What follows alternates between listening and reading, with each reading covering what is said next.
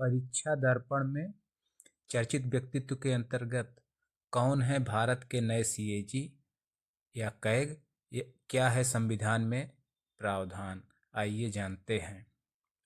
कौन है आईएएस के संजय मूर्ति, जिन्हें सरकार ने बनाया नया सीएजी कैग? 21 नवंबर 2024 को संभालेंगे पद।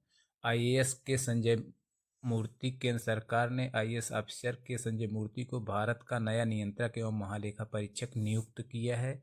भारत के वर्तमान कैग जीसी मुर्मू का कार्यकाल 20 नवंबर को खत्म हो रहा है।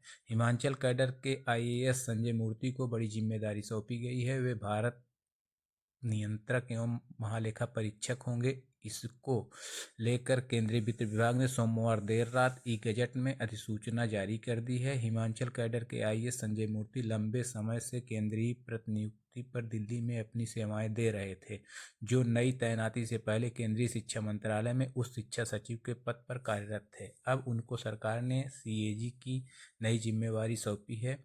वे गिरीश चंद्र मुर्मू की जगह लेंगे, जिनका कार्यकाल 20 नवंबर को यानी कल पूरा हो रहा है, जिसके बाद संजय मूर्ति अपना पद ग्रहण करेंगे। एक दृष्टि में संजय मूर्ति को एक नज़र में देखते हैं। संजय मूर्ति को भारत का नियंत्रक एवं महालेखा परीक्षक नियुक्त किया गया है। वे गिरीश चंद्र मुर्मू का स्थान लेंगे। गिरीश चंद्र मुर्मू ने 8 अगस्त 2020 को भारत के सीएजी के रूप में कार्यभार संभाला था। वह 20 नवंबर को अपना कार्यकाल पूरा करेंगे। संजय मूर्ति हिमाचल कैडर के 1989 बैच के आईएएस अधिकारी हैं। भारत के संविधान में अनुच्छेद 148 से 151 तक भारत के सीएजी की संस्था से संबंधित है। सीएजी को 9वां स्थान दिया गया है और वरीयता क्रम में भारत के सर्वोच्च न्यायालय के मौजूदा न्यायाधीश के समान उनको स्थान प्राप्त है। आइए जानते हैं प्रावधान। अनुच्छेद 148 में भारत के नियंत्रक महालेखा परीक्षक भारत के एक नियंत्रक महालेखा परीक्षक होगा, जिसका राष्ट्रपति अपने हस्ताक्षर और मुद्रा सहित अधिपत्र द्वारा नियुक्त करेगा और उसे उसके पद से केवल उसी रीत से और उन्हीं आधारों पर हटाया जाएगा जिस रीत से और जिन आधारों पर उच्चतम न्यायालय के न्यायाधीश को हटाया जाता है। प्रत्येक व्यक्ति जो भारत का नियंत्रक महालेखा परीक्षक नियुक्त किया जाता है, पद ग्रहण करने से पहले राष्ट्रपति या उसके द्वारा इस निमित्त नियुक्त व्यक्ति के समक्ष तीसरी अनुसूची में इस प्रयोजन के लिए दिए गए प्रारूप के अनुसार शपथ लेगा या प्रतिज्ञान करेगा और उस अपने पद पर बना रहे। प्रत्येक व्यक्ति जो भारत का नियंत्रक महालेखा परीक्षक नियुक्त किया जाता है, पद ग्रहण करने से पहले राष्ट्रपति या उसके द्वारा इस निमित्त नियुक्त व्यक्ति के समक्ष तीसरी अनुसूची में इस प्रयोजन में दिए गए प्रारूप के अनुसार शपथ लेगा या प्रतिज्ञान करेगा और उस पर अपने हस्ताक्षर करेगा। नियंत्रक महालेखा परीक्षक का वेतन और सेवा की अन्य शर्तें ऐसी होंगी जो संसद विधि द्वारा अवधारित करे, और जब तक वे इस प्रकार अवधारित नहीं की जाती है तब तक ऐसी होगी जो दूसरी अनुसूची में विनिर्दिष्ट है, परंतु न तो नियंत्रक महालेखा परीक्षक के वेतन में और न ही अनुपस्थिति की छुट्टी, पेंशन या निवृत्ति की आयु के संबंध में उसके अधिकारों में उसी नियुक्ति के पश्चात उसके लिए अलाभकारी परिवर्तन नहीं किया जाएगा। इस संविधान के और संसद द्वारा बनाई गई किसी विधि के उपबंधों के अधीन रहते हुए भारतीय लेखा परीक्षा और लेखा विभाग में सेवा करने वाले व्यक्तियों की सेवा शर्तें और नियंत्रक महालेखा परीक्षक की प्रशासनिक शक्तियां ऐसी होंगी जो नियंत्रक महालेखा परीक्षक से परामर्श करने के पश्चात राष्ट्रपति द्वारा बनाए गए नियमों द्वारा विहित की जाए।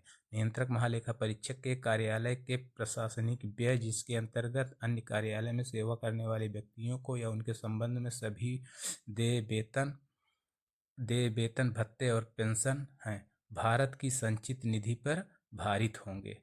अनुच्छेद 149 में प्रावधान है। भारत के नियंत्रक महालेखा परीक्षक के कर्तव्य एवं शक्तियाँ।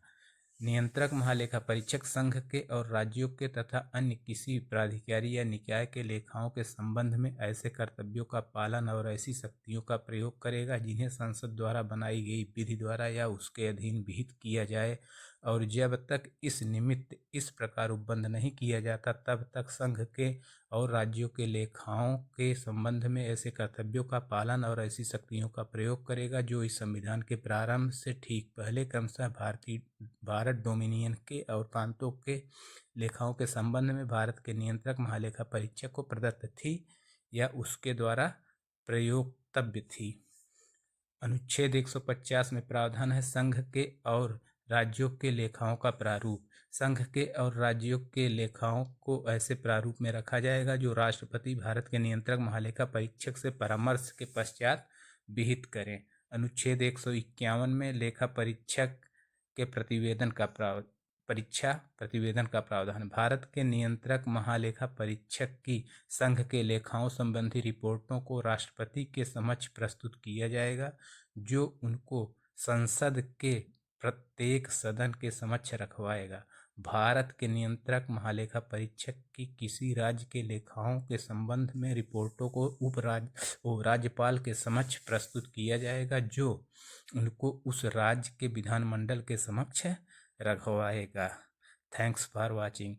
ऐसी ही नई नियुक्ति चर्चित व्यक्तित्व के अंतर्गत और उनका संवैधानिक प्रावधान जानने के लिए हमारे चैनल को सब्सक्राइब करें, लाइक करें, कमेंट करना ना भूलें, शेयर करें। थैंक्स।